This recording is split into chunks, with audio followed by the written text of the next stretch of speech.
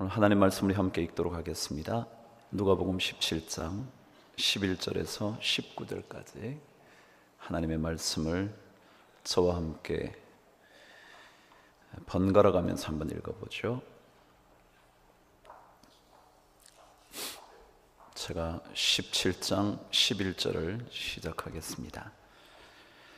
예수께서 예루살렘으로 가실 때에 사마리아와 갈릴리 사이로 지나가시다가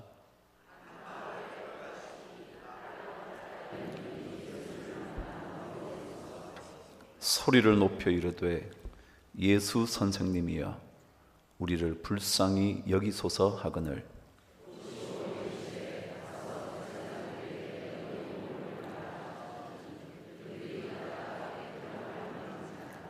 그 중에 한 사람이 자기가 낳은 것을 보고 큰 소리로 하나님께 영광을 돌리며 돌아와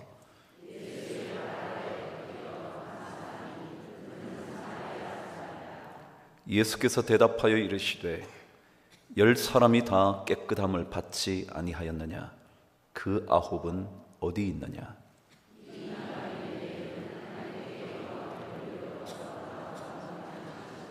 함께 읽으실까요? 그에게 이르시되 일어나 가라 내 믿음이 너를 구원하였느니라 하시더라. 아멘. 여러분 한 주간 잘 지내셨나요? 네. 대답 없으신 분은 아주 힘들게 지나셨죠? 네. 그래요. 좋은 일도 있었을 테고요. 마음 불편한 일도 왜 없었겠어요? 오늘 이 자리에 오셔서 좋으셨냐고 제가 여쭤봤을 때 여러분이 네라고 대답하시지만 어디 좋은 일만 있기야 하겠습니까? 그럼에도 불구하고 좋은 일이 있다고 말할 수 있는 힘이 있다는 것, 저는 참 멋진 일이라 생각을 합니다. 얼마 전에 읽었던 책 한 권이 생각이 나는데 불평 없이 살아가기라는 책이었어요.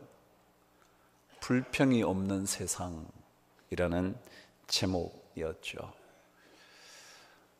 그 저자에 의하면 인간의 불행의 모든 근원으로 내려가 보면 불평이 있다는 겁니다. 불행의 밑바닥을 살펴보면 불평이 있대요. 사실 그렇잖아요. 불평거리가 있으니까 불평하지 않겠어요? 그럼에도 불구하고 불행의 밑바닥으로 들어가 보면 불평이 있었다는 거죠. 그렇다면 모든 사람이 불행하게 살아야 될 거예요. 왜요? 불평 없는 세상일 수 없고요. 불평 없을 만큼 행복한 삶이 각 개인에게 완벽하게 주어진 적은 없거든요. 그렇다면 누구나 다 불행해야 되잖아요. 그런데 오늘 제가 여러분에게 여러분 한 주간 평안하셨냐고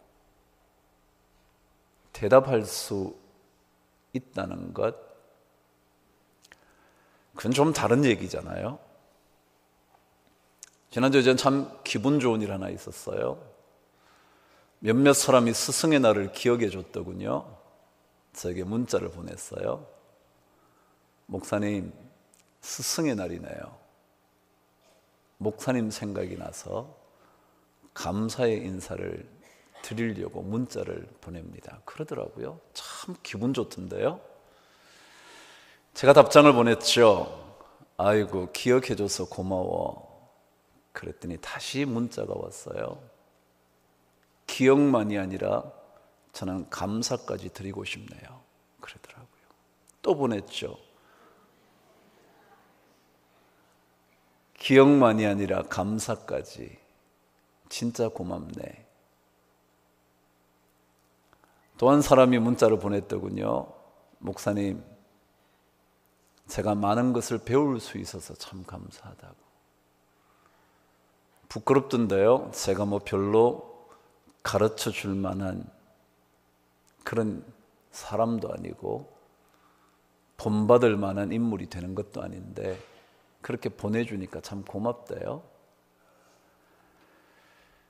감사한다는 거요, 인간만의 독특한 특징일지 모르겠습니다.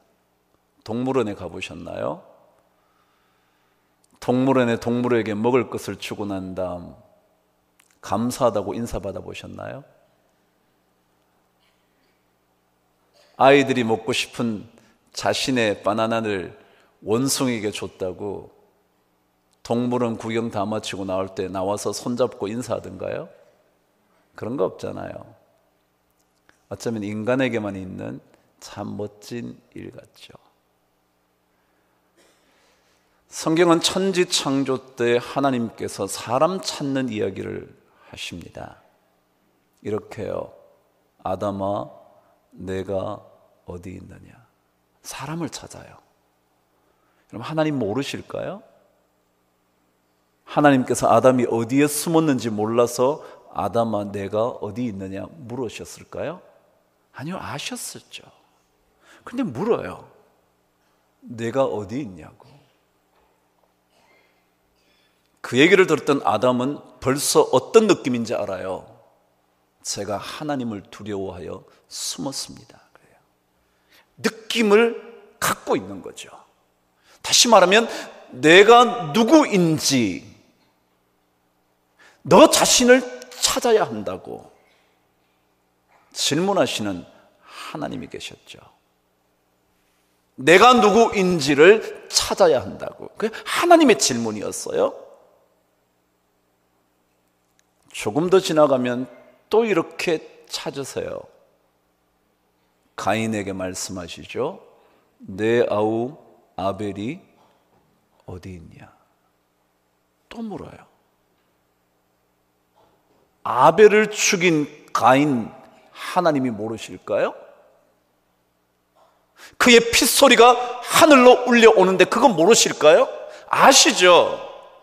근데 또 물어요. 아우 아벨이 어디 있냐고. 뭐예요? 우리는 주변을 책임지는 존재여야 한다고, 그런 사람이어야 한다고, 그런 사람을 하나님이 찾아요. 하나님은 사람을 찾는다고요. 신약에 넘어오면 주님께서 이런 사람을 찾는 데죠. 하나님은 예배하는 자를 찾으시느니라. 옛 성경 번역에 의하면 신령과 진정으로 예배하는, 새로운 이 번역에는 영과 진리로 예배하는 자를 찾으신다잖아요. 근데 오늘 성경도, 오늘 읽은 본문도 하나님이 찾으시는 얘기를 해요. 저와 함께 말씀을 읽어보실래요? 17절 읽겠습니다. 시작. 예수께서 대답하여 이르시되 10사람이 다 깨끗함을 받지 아니하였느냐? 그 9은 어디 있냐? 주님이 찾으세요. 또 찾는다고요. 9명을 찾는 거예요. 그 9명이 어떤 사람인데요? 감사를 잊어버린 사람. 그래서 감사해야 하는 존재인데 감사를 놓쳐버린 사람을 찾아요. 주님은 지금 찾고 계세요. 그런데 오늘 이 감사할 줄 아는 존재를 찾으시는 이야기의 핵심이 있어요. 그것이 바로 19절이에요. 저와 함께 읽겠습니다. 시작. 그에게 이르시되 일어나 가라, 내 믿음이 너를 구원하였느니라 하시더라. 그랬어요. 감사할 줄 아는 사람을 찾으시는 주님께서 그 이야기의 결론으로 내놓은 게 뭐냐 하면 믿음 이야기였어요. 믿음이요. 제가 예전에도 이 본문을 가지고 함께 묵상하면서 그런 말씀을 나눈 적이 있죠. 이 이야기를 읽어보면 사마리아 이방인의 믿음에 관한 이야기는 없다고요. 주님을 보자마자 살려달라고, 고쳐달라고, 불쌍히 여겨달라고는 말했을지 모르지만 믿음 이야기는 나타나 있지 않다고요. 그런데 이야기의 결론은 내 믿음이 너를 구원하였다라고 말씀하신다는 거예요. 그래요. 이 이야기의 사실 핵심은 감사보다 믿음이에요. 참 이상하죠? 고침을 받은 그 사람들을 주님께서 감사치 않았기 때문에 감사하러 온 사람, 감사하러 오지 않은 사람 찾으시면서까지 말씀하신 다음에 결론으로 내놓은 이야기는 믿음 이야기였어요. 그래서 저는 오늘 믿음 이야기와 동시에, 감사의 이야기와 동시에 믿음 이야기와 동시에 감사 이야기를 하려는 거죠. 오늘 19절을 읽으면서 첫 번째 묵상할 제목이 나왔어요. 여러분, 믿음만이 우리를 고칩니다. 믿음만이 우리를 낫게 합니다. 믿음만이 우리를 치료합니다. 믿음이 없이는 고침을 받을 수가 없습니다. 여러분과 저의 삶을 고칠 수 있는 길은 믿음을 가지는 것입니다. 여러분, 욥의 이야기를 읽으시면 결론이 마지막 장에 있죠. 당연히 모든 것을 빼앗긴 욥에게 회복되어지는 이야기가 마지막 장에 등장을 합니다. 그 마지막 이야기를 한번 여러분과 제가 읽어보도록 하죠. 42장으로 가겠습니다. 욥기 42장. 욥기는 시편 앞에 있습니다. 한번 찾아보시죠. 10절입니다. 42장 10절이죠. 찾으셨나요? 아직 덜 찾았죠? 제가 가지고 있는 성경 804면입니다. 한번 찾아보시죠. 욥기 42장 10절 저와 함께 읽습니다. 시작. 욥이 그의 친구들을 위하여 기도할 때 여호와께서 욥의 곤경을 돌이키시고 여호와께서 욥에게 이전 모든 소유보다 갑절이나 주신지라. 아멘. 여러분, 성경을 자세히 읽어보면요, 이렇게 기록되어 있어요. 욥을 다시 회복시키고 공경으로 벗어나게 하고 갑절이나 되돌려준 사건이 언제 일어났느냐 하면 성경은 이렇게 기록을 해요. 욥이 그의 친구들을 위하여 기도할 때 그랬습니다. 다시 말하면 욥의 믿음이 회복되었을 때 그런 뜻입니다. 그전에는요, 욥은 계속 뭐라고 있었느냐 하면 친구들과 변론을 하고 있었어요. 네가 옳았냐 내가 옳았냐, 너 생각이 그러냐, 나는 이런데, 내가 얼마나 어떻게 살아왔는데 너네들은 알지도 못하고 그럴 수 있냐? 라고 끊임없이 변론을 해요. 변론의 이야기가 계속돼요.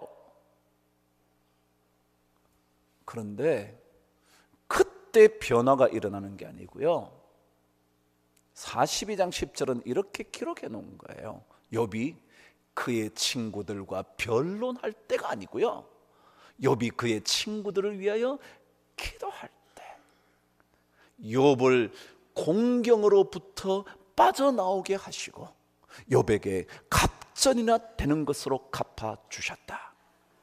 기도는 언제 해요, 여러분? 믿음이 없는 사람이 기도합니까? 그건 기도가 아니라 그냥 바람이죠. 이렇게 되었으면 좋겠다, 살려달라고. 그게 아니라 기도는요, 하나님과 만나는 작업이에요. 그건 믿음이 없이는 안 돼요. 믿음이 없이는 하나님께 가까이 갈 수가 없거든요. 그러니까 이건 믿음의 사건이라고요. 오늘 성경도 얘기하죠. 나병이라는 것은 죽음의 질병이에요. 그 질병으로부터 나음을 입게 된 것, 그것은요 믿음의 사건이라고요. 너의 믿음이 너를 고쳐줬다고.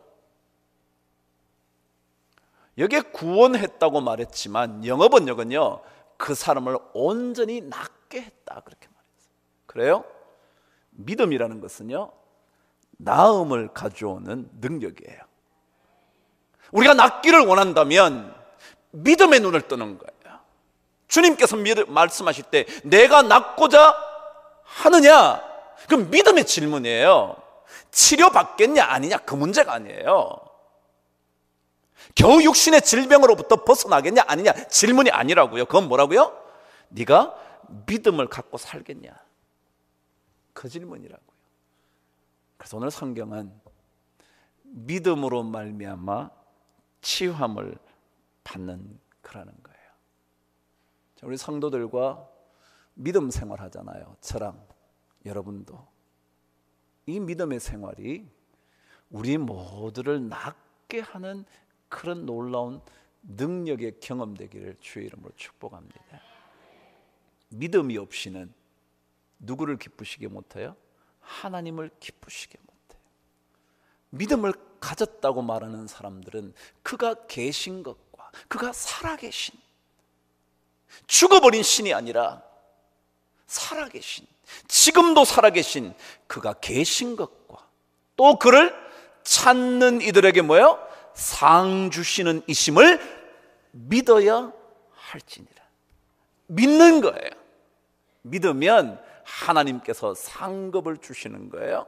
그 상급이 영원한 생명이든지 그 상급이 우리를 육신의 질병으로부터 치료하시든지 우리를 가치관의 변화를 가져오든지. 그래서 믿음은 전인적인 치유라 그러죠. 믿음을 가지면 전인적인 영의 문제만이 아니라 육신의 문제만이 아니라 정신까지 전체를 바꾸는 힘이라 그러는 거죠. 그래서 저는 오늘 이 아침에 주님 앞에 나왔는데 우리가 다시 한번 믿음을 확인해 보는 그런 귀한 아침 되기를 주의 이름으로 축복합니다. 두 번째, 근데 이 믿음이 어떻게 설명되어 있냐고요. 믿음이 어떻게 설명되어 있는지 오늘 성경을 읽으셔야 되는 거죠. 제가 말씀드렸죠. 나병 환자의 사마리아 이방인의 이 이야기에는요, 믿음의 이야기가 없어요. 그런데 주님이 믿음으로 결론을 내리고 있다는 것은 믿음의 어떤 측면을 보여주는 거예요. 이게 전부 다는 아니에요. 여러분은 믿음은 원래 굉장히 광대한 스펙트럼을 가지고 있어요. 마치 이 땅에 무지개가 일어나면요, 빛이 한 색깔인 줄 알았는데 한 색깔이 아니에요. 빨간 빛으로도 보여요, 파란 빛으로도 보여요, 보라색으로도 보여요. 여러 가지 색깔이 나타나듯이 믿음도 그 스펙트럼이 한 군데가 아니에요. 광대하게 나타나요. 어떨 때는 이렇게 표현되고요, 어떨 때는 저렇게 표현되고요. 오늘 성경이 믿음의 측면을 오늘 하나 보여주는데 그게 뭐냐 그거죠. 저와 함께 말씀을 읽도록 하죠. 16절 저와 함께 읽겠습니다. 시작. 예수의 발 아래 엎드려 감사하니 그는 사마리아 사람이라 그랬어요. 여러분, 이 사마리아 이방인에게서 찾을 수 있는 것은요, 감사밖에 없어요. 근데 그 감사를 한 이방인을 보면서 주님은 믿음이라고 말했다는 거예요. 그래요. 중요한 것은 믿음의 표현을 어떻게 성경은 기록하고 있느냐면 감사라고 표현하고 있다는 거죠. 감사를 드릴 때 믿음이 있다, 그렇게 설명하는 것입니다. 여러분은 감사하시나요? 아니면 불평이 더 많으시나요? 자녀에게 감사하는 부모이신가요? 아니면 감사보다 요구가 많은 부모이신가요? 아내에게, 남편에게 고맙다는 말을 자주 하시나요? 아니면 아내도 알지, 그러시나요? 잘은 모르겠지만요, 9명 나음을 입은 사람들도 고마운 마음 없었을까요? 있었을 것 같아요. 저는 나와 있지는 않지만 있었을 것 같아요. 왜요? 살점이 떨어져 나가는 나병에서부터 나음을 입었는데 그 마음에 고마운 마음이 어찌 없겠어요, 여러분. 그런데 감사하는 거죠. 감사 안 하는 것과 하는 것은 차이가 있다는 거죠. 감사해보는 거예요. 자꾸 고맙다고. 저는 원래 움직이는 걸 별로 또 좋아하지도 않고 좋아하기도 하고 그래요. 집에서는 뭐 하기를 좋아할까요? 안 움직이는 거 좋아하죠. 그게 뭐라 그러죠? 당신 물 한 잔만 줄래? 쥐가 떠먹으면 되는데. 그러죠? 제가 발을 다친 것도 아닌데 당신 신문 좀 갖다 줄래? 그러죠? 책이 저기 있어요. 당신 그 책 좀 갖다 줄래? 그러거든요. 미안해요. 그렇지만 제가요, 잘하는 것 중에 또 하나는요, 갖다 주면 땡큐 잘해요.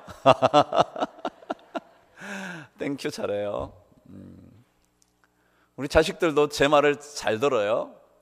아빠 이거 좀 갖다 줄래? 발 좀 주물러 줄래? 해줄래? 그럼 잘해줘요. 그럼 제가 뭐라 그런다고요? 저는 땡큐 고마워. 고마워. 그래요. 남편이 힘겹게 돈 벌어다 주시죠. 남자의 세계를 여자가 잘 모를 때 많아요. 그냥 일반적으로 돈을 버는 것과 직장 생활하는 건 달라요. 여러분이 가게를 열어서 여러분이 돈을 버시는 것과 직장 생활을 해서 돈을 버는 것은 달라요. 그럴 때 남편에게 고맙다고 자주 얘기해 보세요. 당신, 난 잘 모르지만 직장 생활 참 힘들대더라. 미생이라는 드라마를 보니까 진짜 그렇대. 당신도 진짜 그런 적 있었어? 진짜 고마워 라고 한번 말해 보시죠. 왜요? 믿음의 또 다른 표현으로 성경은 감사를 기록하고 있기 때문에 그래요. 그래요. 어쩌면 그것이 믿음과 관련 없이 그냥 삶의 모습일지도 모르지만 성경은 믿음의 이야기를 감사로 표현하고도 있다는 거죠. 그러니까 감사 얘기를 자주 해보세요. 남편에게, 아내에게. 저도 결혼 생활 올해 30년이거든요. 집사람 지겨울 거예요. 뭐가 지겨울 것 같으냐면 남편이 밥 준비하는 거 얼마나 지겨울까. 그 반찬이 그 반찬인데, 그죠? 근데 그걸 30년 동안 한다고 하면 생각 얼마나 힘들겠어요. 뭐 별뾰족한 음식이 나오는 것도 아닌데, 그죠? 이게 좋은 얘기라고 한 건데 안 좋은 얘기처럼 들렸나요? 그래요. 그럼에도 불구하고 30년 동안 참 남편에게 상을 준비해 주는 아내, 고마운 거잖아요. 정말 그렇잖아요. 그런 아내를 보면서 야, 반찬이 이게 뭐냐? 라고 말하는 것과 야, 당신 정말 30년 동안 준비해 놓으라고 참 힘들겠다. 오늘 우리 나가서 칼국수나 한번 먹을까? 여러분, 그러면 참 마음이 달라질 거예요. 왜요? 감사라는 것은 삶을 바꾸잖아요. 믿음의 또 다른 양식, 그것은 감사예요. 믿음의 또 다른 형태, 그것은 감사예요. 전 여러분과 함께 교회 공동체를 섬기면서 더 많은 감사로 채워지는 은혜를 꼭 경험할 수 있게 되기를 바랍니다. 그런데 오늘 성경은 그 감사는 그냥 땡큐라고 말하는 것으로 끝나는 정도가 아니에요. 다시 한번요.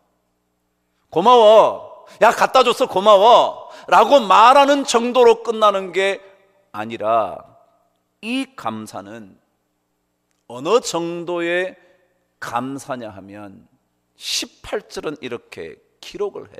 시작. 이 이방인 외에는 하나님께 영광을 돌리러 온 자가 없느냐 그랬어요. 감사가 어느 정도냐 하면 말하는 정도, 고마워, 땡큐 정도가 아니라 뭐라고요? 하나님께 영광을 돌리는 정도이다. 하나님께 영광을 돌리는 정도를 가리켜 감사라 그런다. 그러니까 감사가 우리가 단순하게 말하는 것일지는 모르지만 이것 속에 담겨져 있는 것은 하나님께 영광을 돌리는 정도이라는 거죠. 그러니까 주님은 감사하러 온 사마리아 이방인을 보면서 뭘 생각하느냐면 하나님께 영광을 돌리러 왔다고 생각을 하는 거죠. 감사가 그만큼 큰 거죠. 감사는 사소한 게 아니에요. 자녀들에게 감사를 가르치는 것, 감사의 본을 보여주는 것은 아무것도 아닌 게 아니에요. 그것은 하나님께 영광을 돌리는 정도까지 가는 거예요. 그러니까 이게 큰 거죠.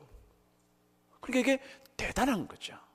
그러니까 믿음의 양식이라고 한 양식, 한 표현 방식으로 되어 있는 이 감사가 보통의 것이 아닌 이유는 하나님께 영광을 돌리는 정도이기 때문이죠. 마치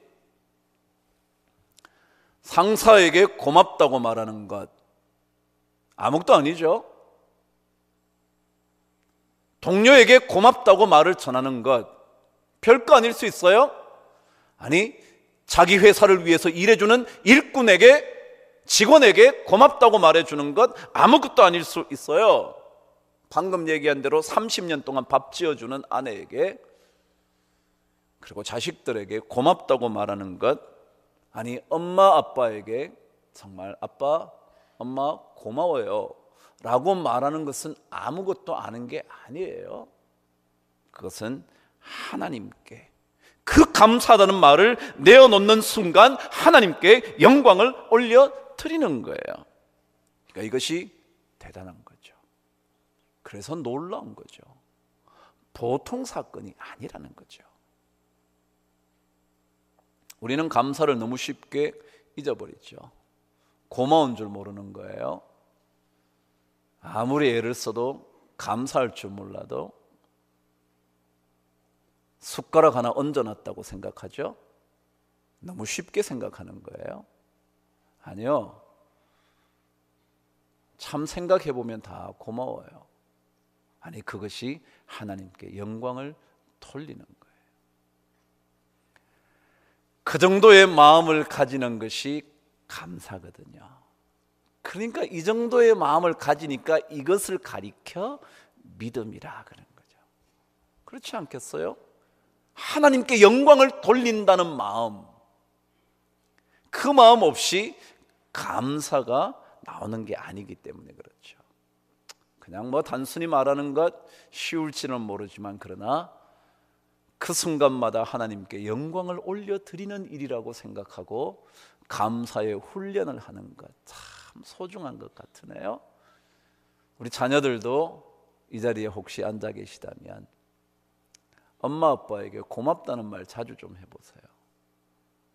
제가 언젠가 여러분 그랬잖아요. 비행기 탔을 때 한 스튜디오랑 얘기를 했는데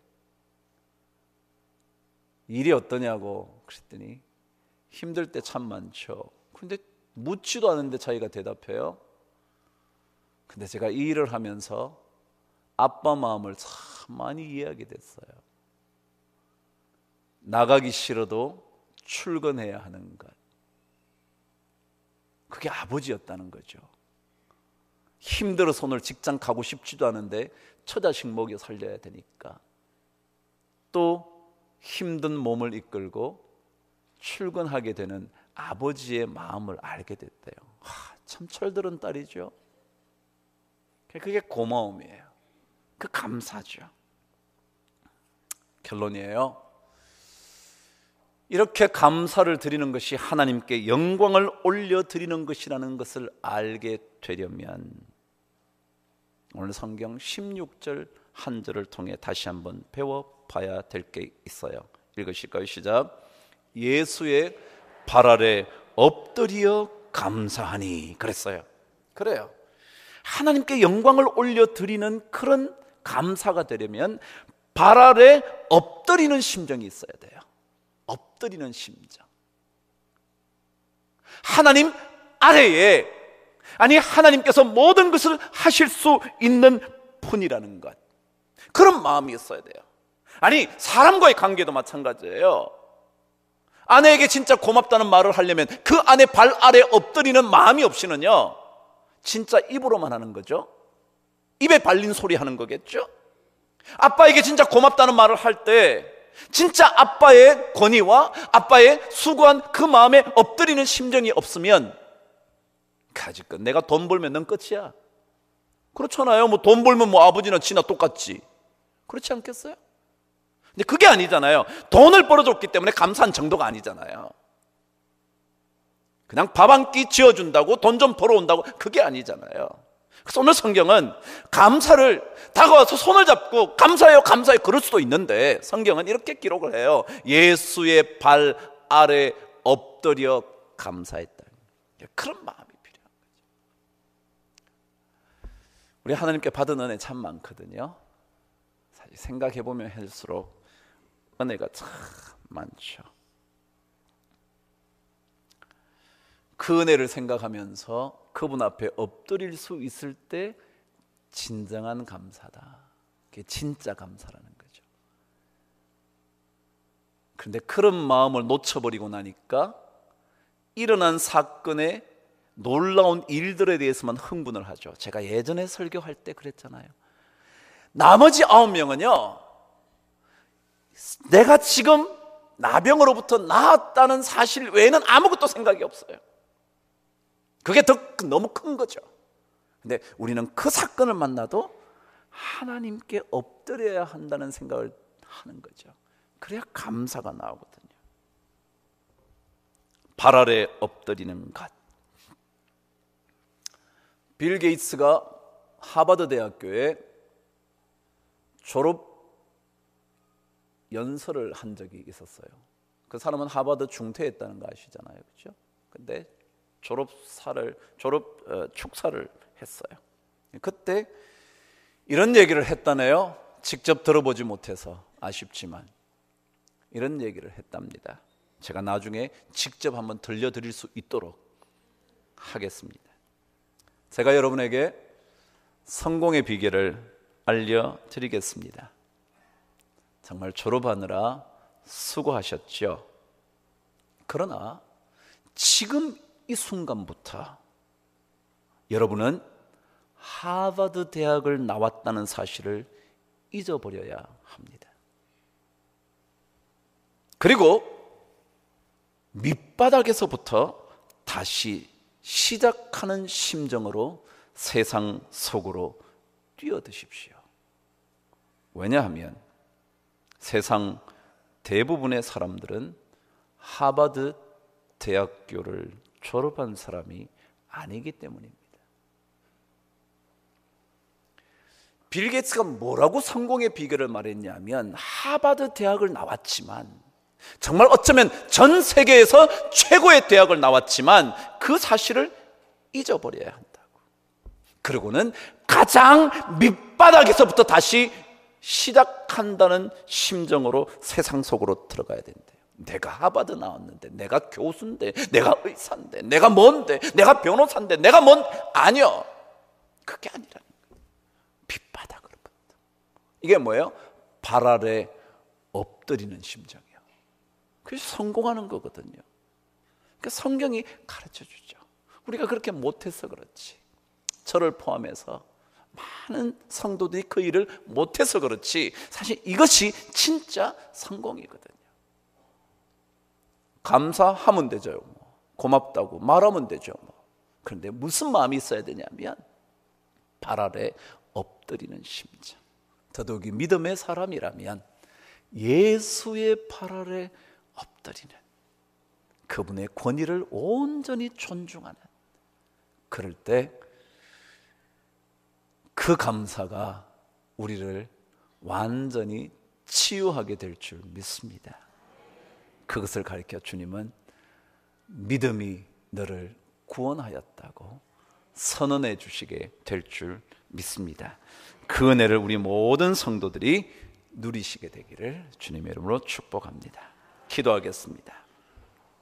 하나님 아버지, 저희들에게 베푸시는 은혜가 참 큽니다. 찬송을 드린 것처럼 하나님의 은혜로 이 쓸데없는 자 왜 구원하여 주는지, 구속하여 주는지 참 감사합니다. 더 주님의 발 아래 엎드려 감사함으로 하나님께 영광을 올려드리며 믿음을 증명하는 우리 모두가 되도록 축복하여 주시옵소서. 예수 그리스도 이름으로 기도드립니다.